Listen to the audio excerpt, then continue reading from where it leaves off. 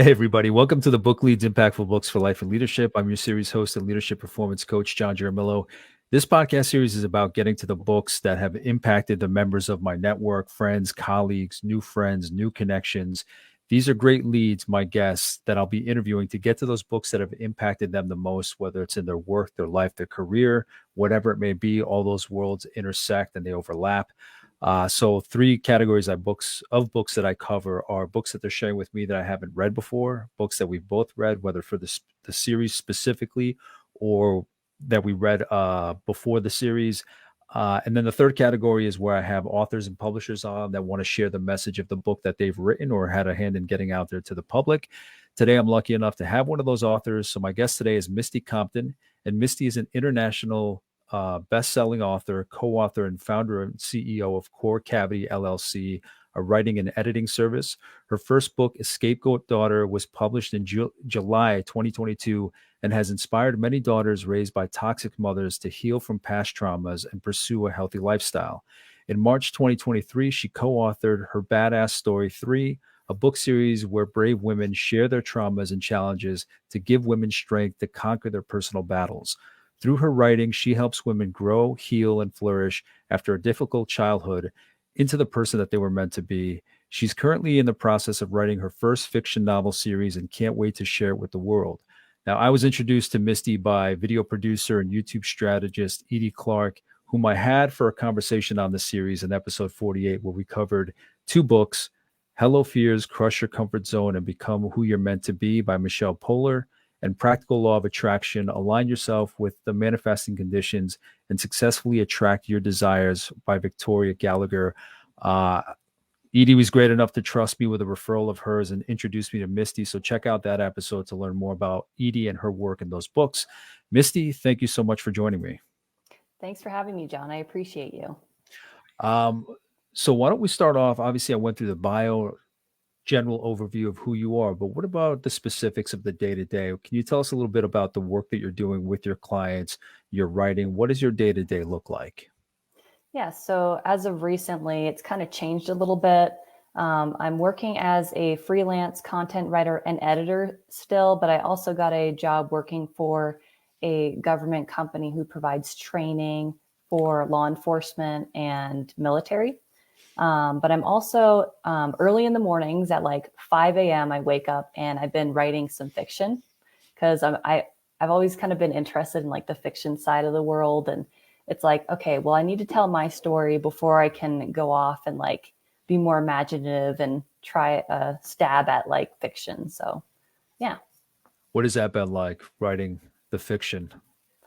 I love it. I absolutely love it. It's very different because it's like, whenever you're writing a memoir, it's chronological. You have all the events that happen. So it's a lot easier to come up with like, okay, what happens next? What do I write next? But whenever it comes to fiction, it's like, okay, what do I want to happen next? And so it's a little more exciting because you kind of get to piece things together, and it's fun. Yeah, I can imagine it's more freeing. So is this Oh, yeah. all writing for the book that's upcoming, or is this just kind of like free form, like free flowing creative writing, or is it all building towards that book that you're going to publish this fall? It's going to build up to publishing a book. I'm not sure if it's going to be this fall because I just started writing this fiction book. I've got about 20,000 words in it, and I want it to be a series. Okay. Originally, I published my first book and the second co-authored book through Amazon, but I plan on actually going through like a small press of some sort and publish it through that way to see how that goes. Okay. Awesome. Now, to understand more of who you are, can you give me some insight into where you began, your childhood into your career? What were the steps that you took to get to where you are now? Even if you didn't know it was going to end here, what were those beginning steps into your adulthood like? Yeah, for sure. So I'm actually Canadian. I grew up in Canada until about I was 11. My mom had met a guy who was from Colorado originally. And so we moved out to Colorado, and I've been Americanized is what I tell people because I've lived out here for so long. Yeah. No, I get that. I can get that. Okay. So I grew up with them, and then I went to college in Grand Junction, and it was between two choices. It was either cooking with Johnson and Wales or criminal justice. And for some reason, I chose criminal justice, and I didn't fully know why. Like, I was kind of interested in it, but for a long time, I'm like, I don't know if this is really for me. But I just went down this path, and I just followed it through until I graduated, and then I moved back home for a little bit, and then I started into the Peace Officer Academy. So I put myself through the Police Officer Academy for Colorado, and that's kind of when the pieces started falling together. Like, why did I choose this path in the first place? Like, why? And because I always wondered, it's like, why do I want to be a police officer? Because it's like, I mean, they have to deal with a lot of stuff, right? And I liked being able to like help people, but you can help people in a lot of different ways. So I'm like, so why this career?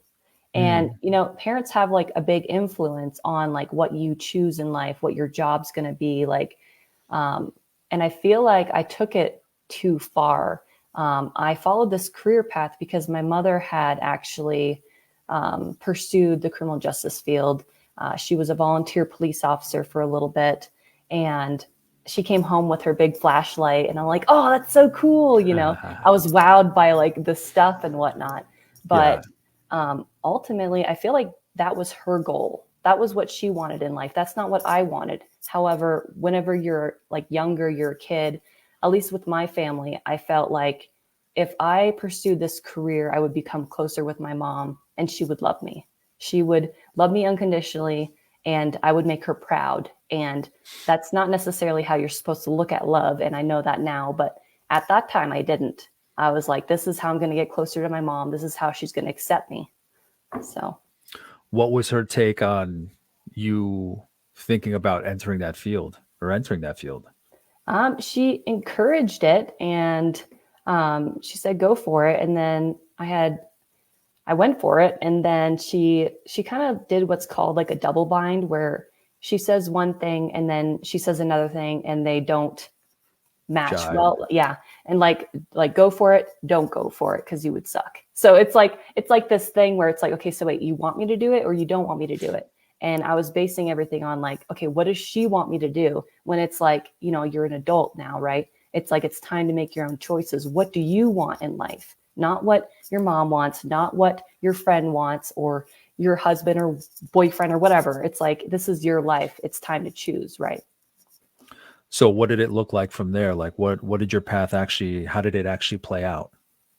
So my mother and I got into a disagreement. It was back in, I think, 2019, like the summer of 2019. And my fiance, so he was my boyfriend at the time, he proposed to me, and we had gotten engagement photos. And that's kind of where everything started falling downhill. Um, I got some photos with him, and my mother wasn't invited to our private engagement shoot, and she was very offended by it. And there was a big argument that happened between her and I, where I opened up to her about all of my feelings, all of my hurts in the past as a kid, everything that I went through. And my mom kept denying everything and like pretending nothing happened. And then she turned it around and she guilt tripped it into like a point where it was like, it was my fault for bringing this up in the first place. And then I felt guilty for making my mom cry in the end. And that is kind of where it all started. I tried to apologize multiple times, like I had in the past. Like I'm always the one who apologizes. Hey, I'm sorry. I messed up. Sorry, I'm getting emotional. No, it's okay. It's okay. um, Um, no, it's but absolutely fine. Was that the first time you had conveyed to her that like, did it catch her off guard that you hadn't, because you said you finally mention something to her, said something to her. Did she know it in the past at all that you were having these certain feelings, or was it just mhm. at that moment, that's when you kind of let it out and shared it with her? No, we had a lot of issues. Like since I was a kid, she'd call me a troublemaker, and like I was always the problem. And sorry, this is No, emotional. Like no, not at all. I've definitely healed from a lot of this, but it always hurts to bring it back up. But Absolutely, absolutely. No, um, we can move on. It's all right. okay. Um, okay, so career-wise, where do you stand at that moment? What are you doing at that time? between So then and now, I guess. yeah, of course. So whenever I was going through like the criminal justice field and everything, and then like the argument had happened with my mom, I actually started journaling a lot and just trying to make sense of everything and like why did this happen and like what were the steps that I did to like reconcile things, right? And so this journaling actually turned into a thought that it was like, what if I became an author? Because as a kid, I used to love writing. I'd write stories, like make up belief stories. It was a blast. And then I just kind of stopped and grew up and it kind of got lost in the past. And then that I love how I, we say that. I stopped and grew up. You know what I mean? Like when you have that creativity as a kid, you're like, I got past that, and now I mean, we all tend to think about like that creative, that dreamer that we had as that we were as kids.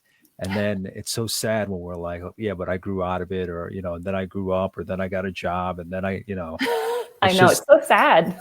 yeah, I mean, but at the very least, most of the authors that I've spoken to in that kind of sense, where they're like it was like their passion or they loved it, and then they went away from it because of what society put out in their script, but then they come back to it. I just hear that so often, but I'm glad that you came across it again. Yeah, for sure. I was definitely like, okay, what if I made a career out of this? And so that's kind of where like the freelance content writing came from, where I'm like, okay, let's start looking online to see like who needs like a writer for their blogs or their websites or like for products, like who needs like sales copy. And so I started going down that route. And then like during all like while all this was happening, like I had quit my full-time job working for the Bureau of Investigation for Colorado. I had climbed to the top and I was like, oh yeah, look at me. And then I was like, and I'm unhappy up here. I mean, I'm pretty sure everybody's been there before where it's like, oh, I got to the top. And then you're like, Yeah, why did I even waste my time? Like, yeah. No, but I think you probably had some good takeaways from that, right? I mean, oh yeah. I mean, there's always a lesson to be learned in every situation. So, but yeah, like that's kind of where everything turned to writing and I started working for myself. I opened up my own company and I've got a couple companies now, an administrative company and then also the freelance writing company. And so it feels pretty nice to be a boss. It's pretty cool. right? Yeah. Yeah, I mean, hey, once you make it to that level of success in somebody's already established organization, it's like, yeah, it's almost like you establish your own mountain to climb, and you trade that success for your own creation, and that's amazing. That's awesome. Yeah. So, so that led you. We'll get into the book, the specifics of the book, Mhm. but you wrote this book that we're going to talk about. When was that?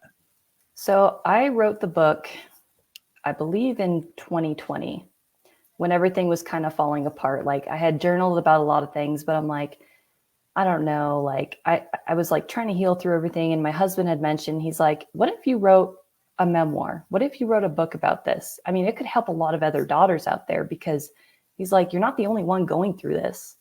And I totally understand because it's like whenever I was trying to figure out like why were these things happening? Why do I feel like my mom hates me?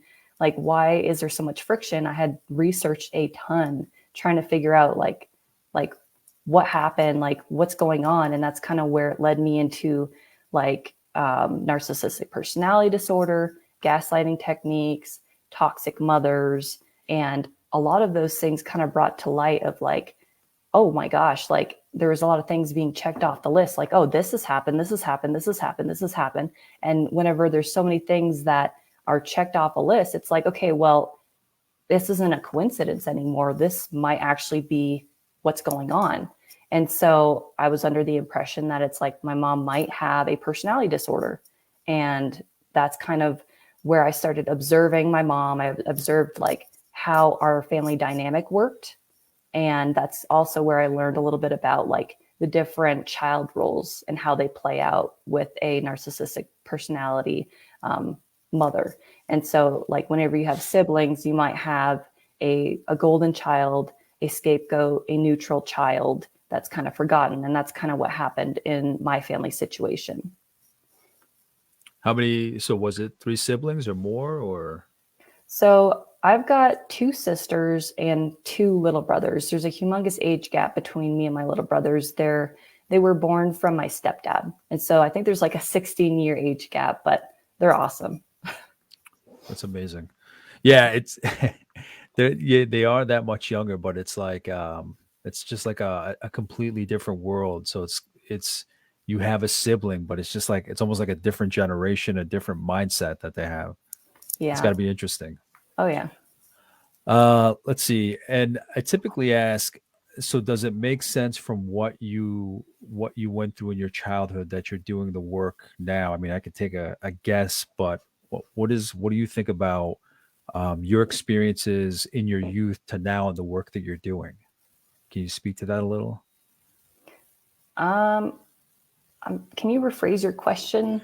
Just, I mean, to me, it seems like maybe your experiences and the way that you're helping people now, that it would, to me, just to me, it makes sense that based on what you experienced as a child in your youth, that it makes sense that you're here, helping others, especially if you were curious about law enforcement. I would say maybe helping community, helping others. To me, it seems like it makes sense that this is the work you're doing because of those experiences and because what you learned in your work, that you're helping other people. Just that it makes sense that this is what you would be doing now. Yeah, I mean, like, whenever it comes to like your destiny in like that sense, I definitely think that I'm on the right path of helping other people. And it's like, I don't think it's fair for people to be treated the way that I was treated as a kid.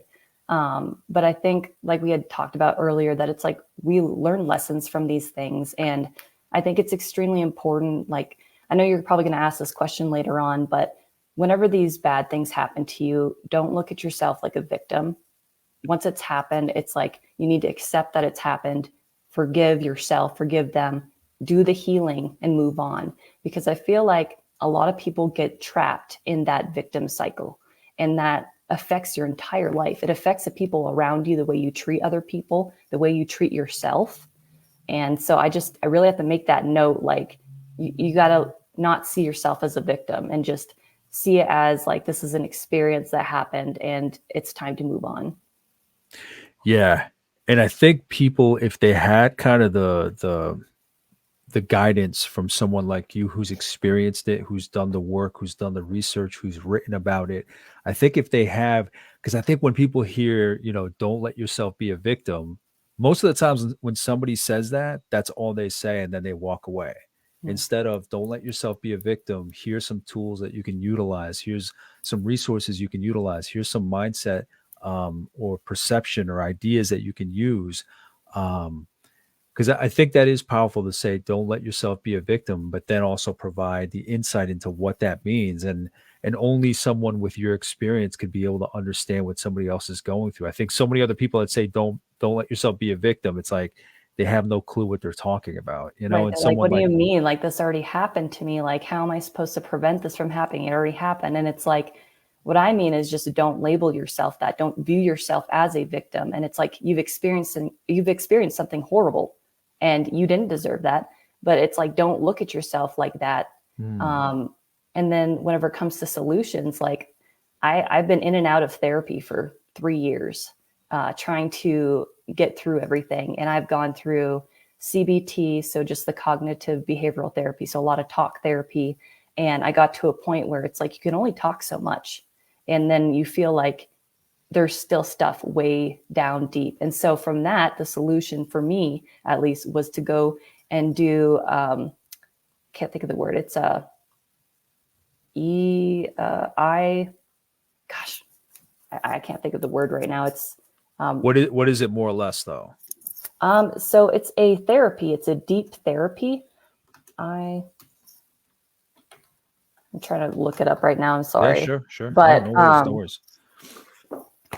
yeah, because there's like an acronym for it. And it's like, I want to get it right, so I'm not telling people the wrong thing, right? EMDR. Okay. That's what Yep. it is. EMDR therapy. I'm not sure if you've heard of it, but it's pretty much like a root, like getting down to like the root cause of something. So if you've been through a lot of trauma and you didn't really deal with it all the way as a kid, they take you back, like your therapist takes you back to like the start time. Like, my therapist had me write out a timeline of all the problems that are still like clear in my head that I feel guilty about, or things that weren't resolved. And then she uses rapid eye movement techniques where it's like you can either do some tapping, and it's kind of just repeating things over and over. And so you're kind of reprocessing things. Emotions come out. I cried quite a bit, I was but gonna say that sounds scary as hell. it is very scary, You especially if you're know, not used to it. yeah, because any kind of trauma that we may have gone through, right? And I'm not saying mine's anything like yours. Ours is also different. It's one thing to say, okay, I have to work from this, from where I am now forward, and it's another thing to open up that fucking drawer and Hmm. see what's in there and go back and live in that moment. Because I'm assuming therapy like that is like, okay, now you got to go back and put yourself in there, and um, bringing you so close to almost like it's palpable, like you can feel it in your body. Yeah, And I mean, I you looked feel up that vulnerable. acronym, Misty, and it's, let me know if I got this right. Eye movement desensitization and reprocessing.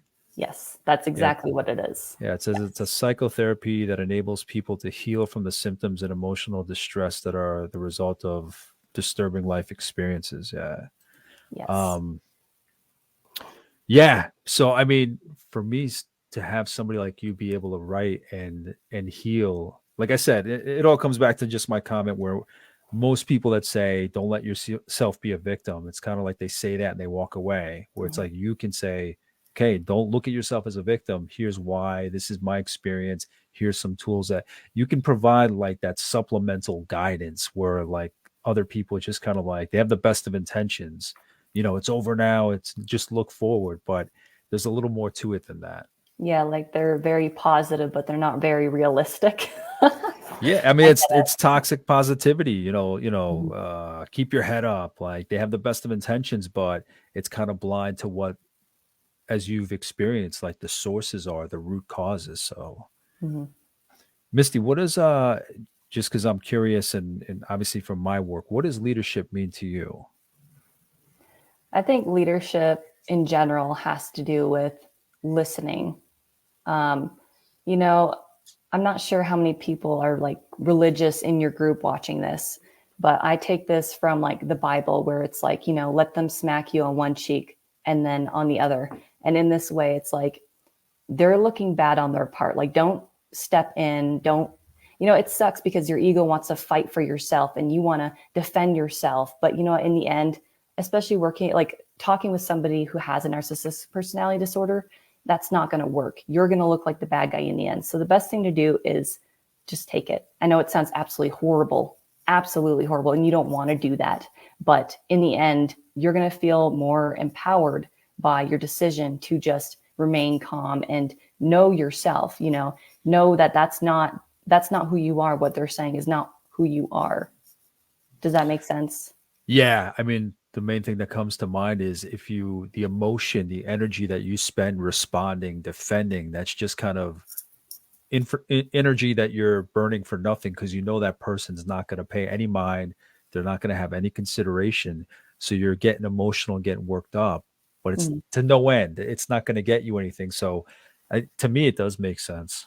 Right. So it's like when it comes to leadership, it's like being the bigger person. I mean, you hear that a lot, but really it's like listening to what other people have to say and obviously be like self-aware of things like, Mhm. oh, they said this, like, is this true?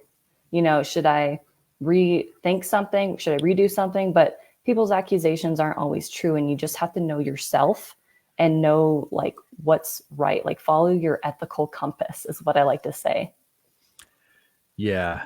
Um, yeah, like most of the work that I do with people that I coach is understanding themselves.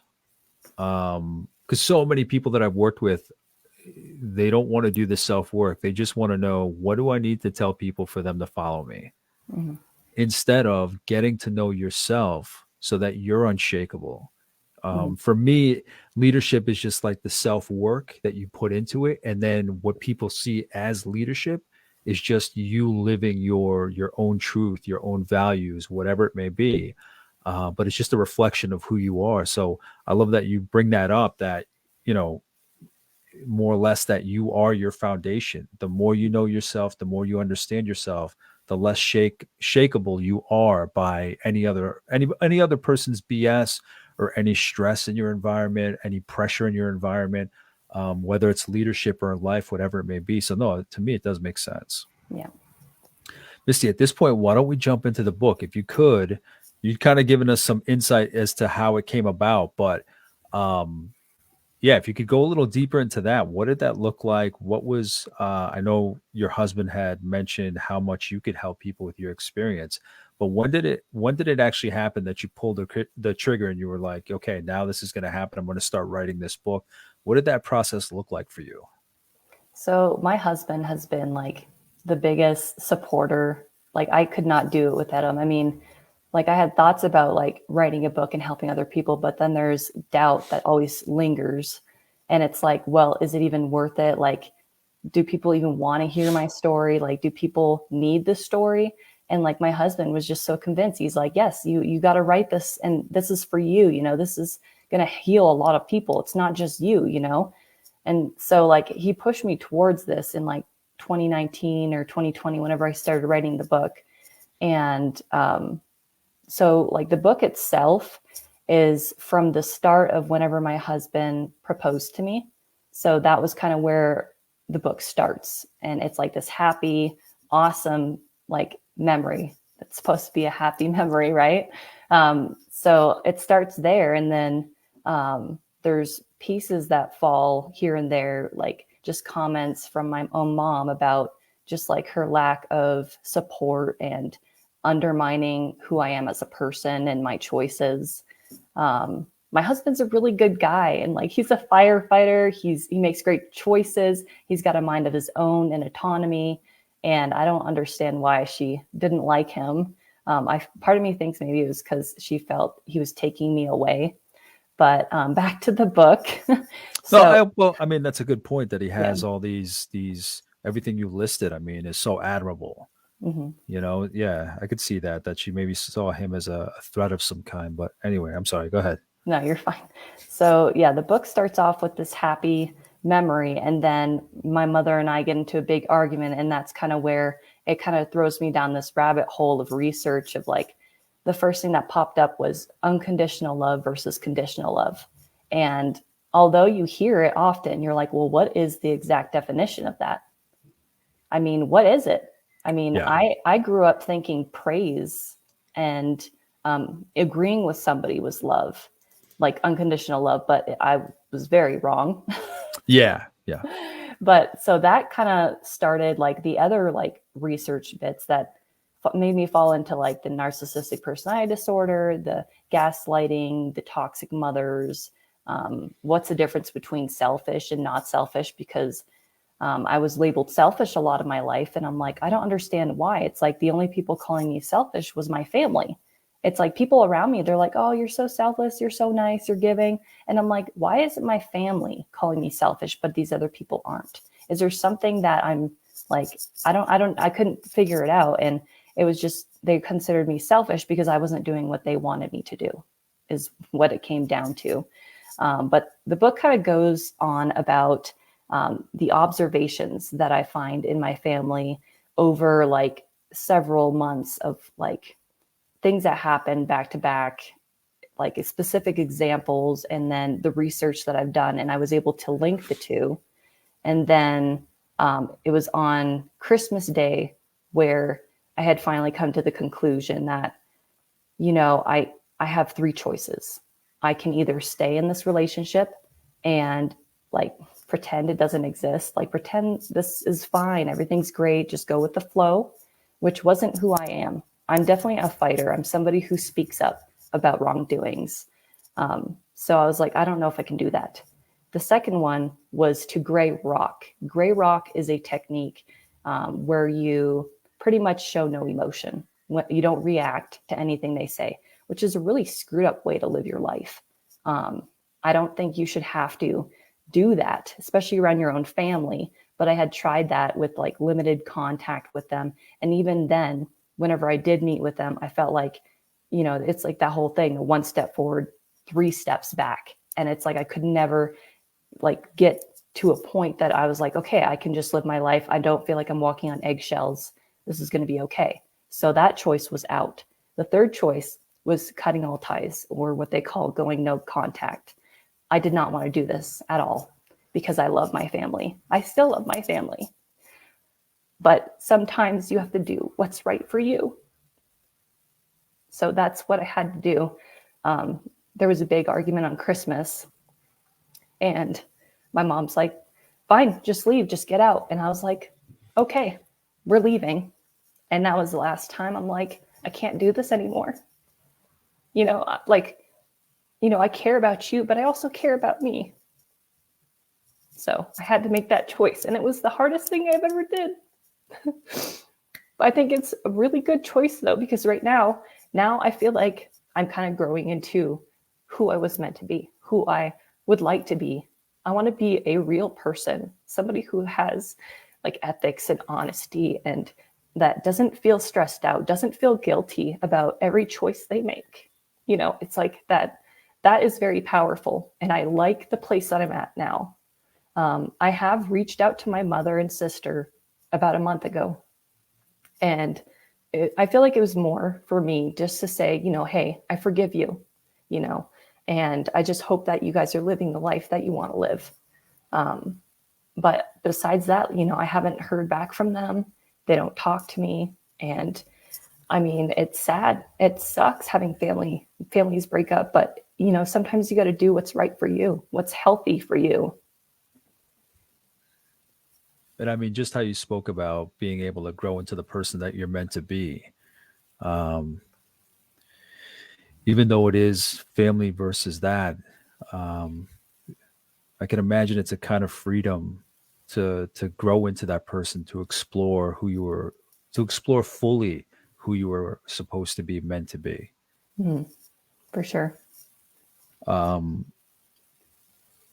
yeah, and I'm sorry that we're getting so personal, Oh, it's and okay. that it's drawn all this hurt out of you. I apologize for that. I think it's healthy. I think this is real. Yeah, People need to know that this is real. And I think showing your emotions sometimes just shows that it's like these pains happen and it's okay. yeah. Please don't take that as I met. Oh, she's feeling like this on this series. Oh no, like what are people gonna think? I mean, not at all. For me, um, what you said is true. I mean, this is real. Not everything in everybody's life is going to be perfect. Um, and I believe that it's moments like that, no matter how horrible they may be, but they make you who you are. Um, I can imagine it helps fuel your purpose, to help others as well. Mhm. Um, So then how does this play into the timeline of you getting your thoughts down into your book? Um, like, are you talking about my memoir Yeah, yeah, yeah. or? I mean, like, writing the book itself was kind of therapeutic. I think journaling was more therapeutic, but when you're journaling, you just like let everything loose and it doesn't always come out very nicely or the right way. And so it's like you have to like reword things and look at it from a new perspective of like, I love you still, and like, I know a lot of people when they write memoirs, they can be very angry. Um, and I can understand that, but it's also, you have to understand that it's like, we're all human. We're all going to make mistakes, and to look at it from like a more respectable angle. You know what I mean? Yeah, Yeah. absolutely, absolutely.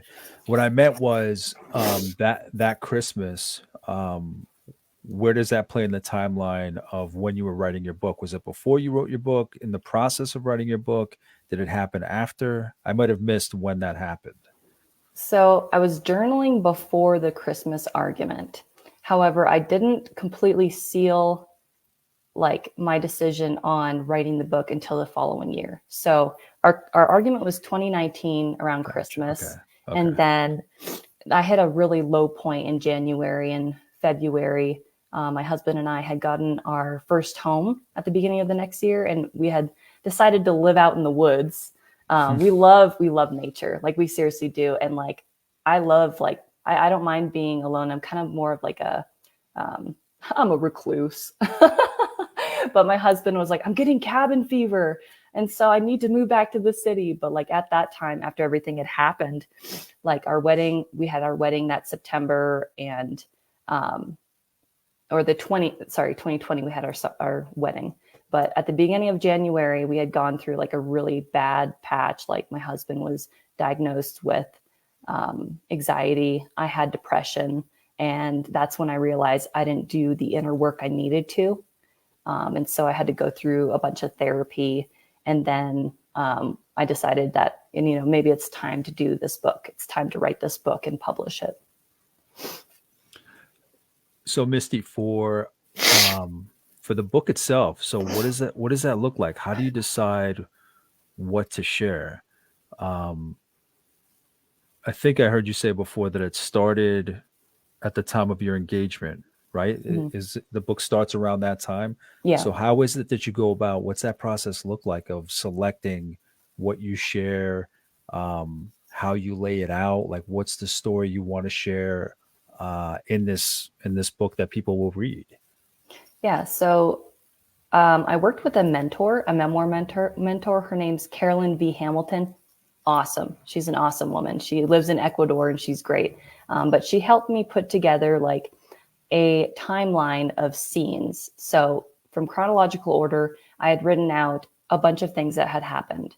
And from there, I had to take out pieces of things that don't really matter or wouldn't like readers wouldn't understand or like connect with. And so I built my book based on like from the beginning of like when things started. And I wanted to show people like what it might look like from the start to the finish of what happens. Because often when these things happen, like at least for me, whenever I was searching online, like for answers, I couldn't find anything. There was like little pieces here and there, but you never get like the full story. You don't get the full, like, okay, well, how did that even start? How did that happen? What did you look for? How did you feel? What were the arguments that led up to it? Why did you choose no contact? What are the impacts of going no contact? How does that affect your life after? Do you ever talk to your mom or your sister or your brothers ever again? I mean, there's so many questions. And so I wanted this book to help people in a similar situation of like, this is kind of like an example of like, at least from me, where it's like, this is where it started. And then these are the observations that you might be able to relate to. And then these were my choices. And this is the choice I made. And then I also go into detail of like what kind of happened after, and then the healing process. So what did you learn from writing the book, Misty? Like, how did it change you? What lessons did you yourself take away in the writing process? Some people answer that question in terms of the actual writing, like their schedule and how much time they put in. But I tend to mean it more as, how did it change you, or how you viewed, well, for other people, the material, but how you viewed everything that's included in there of your life. How did you feel anything change in you or evolve, or Oh yeah, I've how did you changed a how did lot. you feel yourself shift? I've changed a lot, like going through this book. I mean, a lot of people who are writing a memoir understand like it is so hard to relive memories, especially if you're writing a book, because you have to put all your emotion on the page. You have to relive these events. And so sometimes it helps if you do the healing process before or during when you're writing a memoir.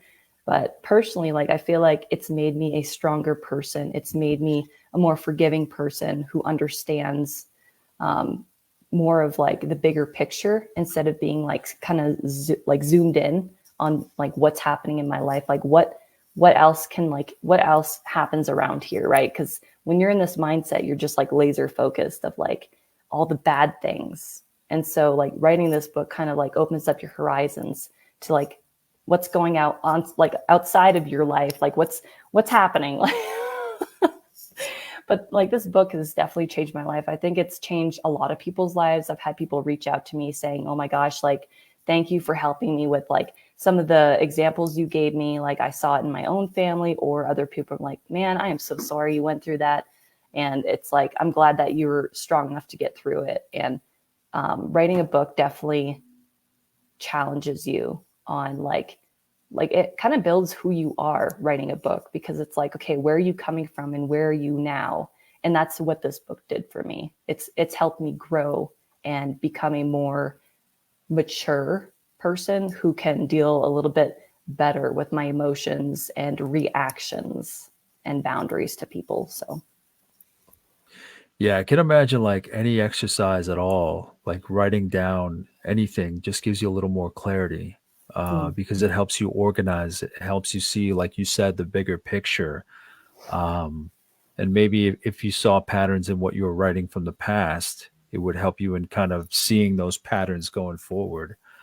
No, so I'm glad that helped you, that it shifted your life in that way, that especially that you said specifically that you were able to see the world around you. yeah, It and kind of gave maybe you a freedom. I'll Yeah, expand a yeah, little bit on that as well. Like sure. when I say like it kind of broadens my horizon, like to see the world around me, it's like after you do like a lot of research on some of these things, you see more red flags in people. You're more aware of your world that you live in. And your radar is kind of like higher up, I guess you could say. Like you can sense things in people and you're like, ooh, that's a red flag. I don't know if I want to be your best friend, but we can talk as like, distant friends, but it's like I don't want to get involved with you. I mean, there's things that happen where it's like, you just spot them now where it's like, oh, I can see you a mile away. Like, don't come near me, please. Like, yeah. Yeah, yeah. I mean, especially from all the research that you did, and just like the writing, and yeah, it's I can just imagine it's so much looking into your past, and like you said, that radar, that hyper awareness just keeps your eyes open to everything around you. Hmm. Because I think there's just so much. Family's one thing, but I think there's so much that we allow into our lives outside of family that we allow to intoxicate our environment. And um, what is that? What is the work that have you helped others in their writing also as well about this kind of topic, Misty? I mean, I've started a Facebook group. It's just a general memoir writing Facebook group. However, I haven't been very active in it just because I'm going more for like the fiction realm now. But whenever people do like reach out to me, like if they want to write a memoir, I just refer them to my memoir coach because she was fabulous. Um, but yeah, I feel like this book pretty much answers a lot of questions that you can't find on the internet, or if you do, they're in like bits and pieces all over. So Yeah, I mean, everybody's situation is so unique. The mhm. circumstances, family members, non-family members, like what are the players, what are the circumstances that have led to somebody being in that much pain? And I can imagine there's no cookie cutter way to fix everyone, Mhm. or help everyone the same way. But at the very least, just to see that they can read your story and take away from it what they can, seeing themselves in certain pages or certain stories. I mean, I can imagine that that's got to help people, even if there aren't resources for every kind of situation. So yeah, that's amazing. That's amazing that they can find that kind of um, guidance, or at least being seen. I mean, I can't imagine that they see that in too many other places. So but when they read your story, they kind of, I'm mumbling here, I'm babbling, but I No, you're just think fine. I think it's powerful that they see those examples, because I think a lot of them do get locked into that victim mindset. Hmm. So it's good that somebody with your experience can kind of wake them up to what the possibilities are for them. Yeah, I think the issue too is sometimes you don't have that support system because you've Yeah, been kind of like abused conditioned. and conditioned to be pulled away from all your friends, from anybody who loves you, even your own family. Sometimes somebody with narcissistic personality disorder, they talk bad about other people, making you think you can't trust them. And so what happens is it shuts you off from the world. And if you don't have someone to help you, like for me, I had my husband, thankfully. But if you don't have somebody to believe you, you kind of feel like you're crazy. You're like, why do I feel like this about my own mom? Or like, why do you feel like you're never good enough? Why do you feel guilty? Guilty is like a big thing, like all the time. And it's like you get like this, you feel like this adrenaline, like whenever you're hanging out with these people. And it's it's such a relief when you're not around them. After I've cut, Meaning why? Because you feel like you're in fight or flight, like everything is just tensed and heightened and yeah, I mean, like everything that you say or do is being judged. If you don't say the right thing or do the right thing, you're going to get yelled at. Even if you think you're doing the right thing, you get yelled at. That's going back to the whole double binding thing where they're like, for example, here's an example from my life. It's like, hey, you should help out more in the kitchen, like help us make stuff. And then you're in the kitchen. They're like, get out of the way. You're always in the way. Get out of the kitchen. So you're like, okay, well, do you want me to help you or do you want me to get out? So then you get out of the kitchen thinking that's what you're doing is right. But then you hear a comment under their breath and they're like, wow, just be selfish and don't offer to help. It's like this disgusting, like back and forth, back and forth. Your brain is messed up. You don't know like what's the right thing to do. And so, I mean, it leads to like this instability and doubt. Like this is a common thing with people who've dealt with these kinds of people, that it's like you just feel doubt about your own decision. You feel guilty. You don't feel good enough. You just don't feel like you are like who you used to be. You're just not that person anymore. And you don't know why. You're like, something feels off, but you don't know why. how And old were you, Misty, when you first started feeling that way? When it first really started registering that? I mean, I've had friction with my mother on and off, like since forever. Like, and then we started growing together a little bit. Like it felt like our bond was becoming closer once I left the house and moved to college. Like me and my mom felt like we were getting closer.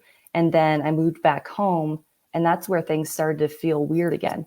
Because it's like when I went to college, I started feeling like myself, like I can live my life, I can be authentic, I can make my own decisions and not like have to appease everybody around me.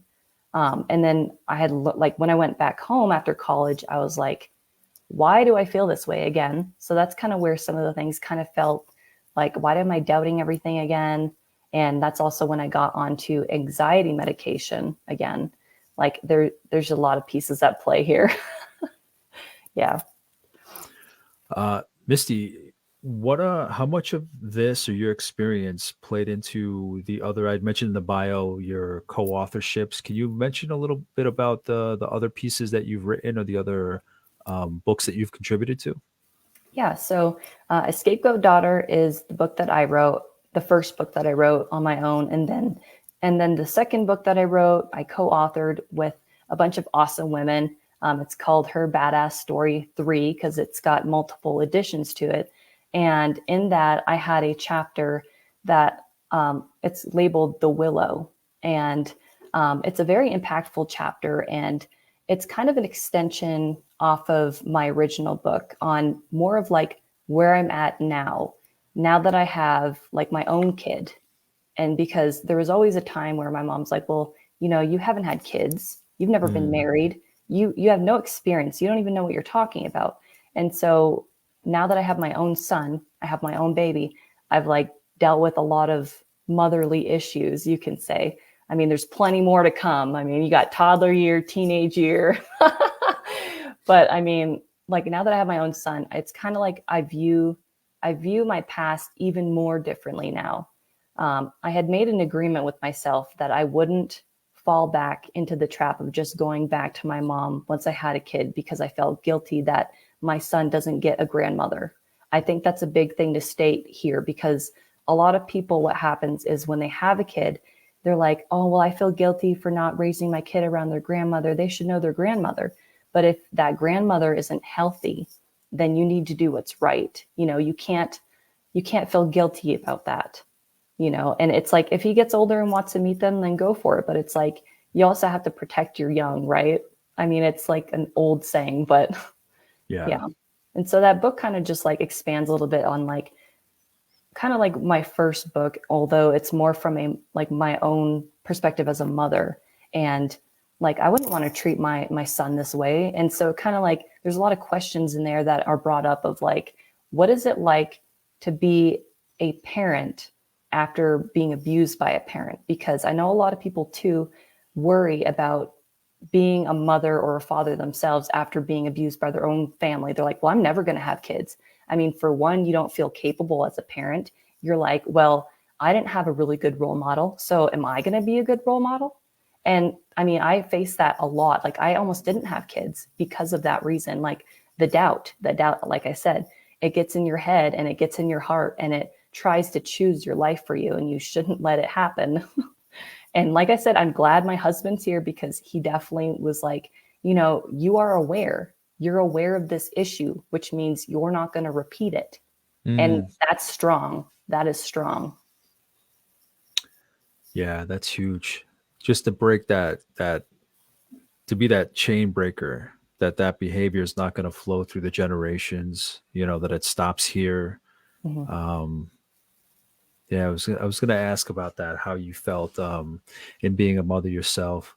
If there was that fear that even though you were aware of it, that somehow it would trickle down. But uh, Yeah, there's been uh, times that I I reach out to my husband. I'm like, if I ever start acting mean or like my mother, please tell me, because it's like, I mean, there's when you're grown up, you're programmed a certain way, is how my therapist worded it, yeah, and your parents program you a certain way, and so it's really hard to unlearn those behaviors, and it takes a lot of practice, and so you're not going to be perfect. You're going to make some mistakes for sure, and some that you really are going to be upset with yourself about.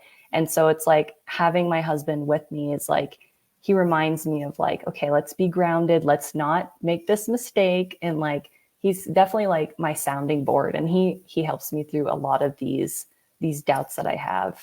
So about like the motherhood part, like I love being a mom. I seriously do. I love my kiddo. yeah, yeah. I can imagine it gives you a deeper appreciation, in some sense, just having gone through your experiences, just how much you want to guard your son from that. But it gives you a deeper appreciation for just the value of a mother, the power of a mother. Hmm. That's amazing. Yep. Um, Misty, is there anything else you want to share that I might have missed? What are you up to these days? Anything you want to put out there that I haven't covered or asked about? Now, I think we had a pretty lengthy conversation, a good one for sure. Lots of emotion. Sorry about that. No, listen. I'm an emotional guy. I have no problem opening up about anything or listening to anything. So my apologies to you were just I didn't want to make you uncomfortable. But in terms of emotion, I mean, we're human. Oh, yeah. We're human. We've all gone through our own sets of shit, if you will. Hmm. Our stories are so different, but it's there. And I mean, we're human. I think what exhausts us so much in life is trying to keep it all together, Hmm. but everybody goes through their own type of stuff. It's not all the same, but please don't apologize for any kind of emotion or anything at all while we've talked. Don't even worry Forget about it about at it. all. Yeah. Seriously. Awesome. But yeah, I'm sorry. Was there anything that you wanted to share? I know you apologized to me, but you don't need to do that. Is there anything that I might have missed? Anything you want to share? Oh, I don't think so. I mean, I guess as a last note, it's like being vulnerable is a strength. I know a lot of people in our culture sees it as like a negative trait, and a lot of people are like, "Well, people are just going to walk all over me." And it's like you have to have that boundary in place where it's like that may happen, but just know you are a good person for just sticking to what you feel is right. You don't have to like defend yourself. Like if there's an accusation against you. Don't look at yourself as a victim, like I had said earlier, because that impacts the people around you. It impacts you, your choices in life, your attitude in life. And so that's kind of like the final notes for me. Yeah. No, but that's incredibly helpful, I think, for anybody to hear. Just how much of your life are you going to control? I think people have more control of their lives than they believe they do. Um, you've realized that at a certain point you've learned, right? And it's like you're going to take it from there. But I think so many people need to hear that lesson. Um, yeah, just it's powerful. Just because I think of like my own kids, and when one of them ends up crying, and I say, and he's wiping away his tears, and I've heard stories of other parents telling their kids not to cry and then feeling guilty. Um, and I think about the way that the generation before me dealt with us kids crying, and then how we deal with crying going forward or just showing emotion. And I mean, with my kid, I honestly, I'll tell him, listen, there's nothing wrong with crying at all, Mm. but you just got to be careful about when you do it. You Oh, know, yeah. you have to be careful about what you're crying over. Is it really worth it? Think Yes. about that, especially, and I said, and you got to be careful about who you show that to. Hmm. You know what I mean? Because there will be people that will use it against you. So always, I really have no issue with crying at all, but I want them to be particular about when they do it. You know, it Hmm. can't be like the boy or the girl that cried wolf all the time, Oh, yeah. but really think about what it is. Because for me, emotion, like I just mentioned before, emotion is important to me. Crying is important to me because for me, unfortunately, it's like when you have those emotional moments, when you cry those emotional tears, whatever it may be, it's because it shows you how important something is. So I Hmm. have a deep appreciation for emotion because I think in society we go through like very stoic without emotion, right? We have to keep our facade together, we have to keep our shit together, whatever it may be. So when you see those moments that somebody lets out within reason, it Yes. shows that they're passionate about something, that something is that important, is that urgent. So I would never want to tell my kid, stop crying, period. I don't want to see crying. I don't, none of that toxic masculinity bullshit. Um, but I think emotion is very important. So But like you said, I mean, there's always like a time and place, right? I mean, you don't want to be crying over everything.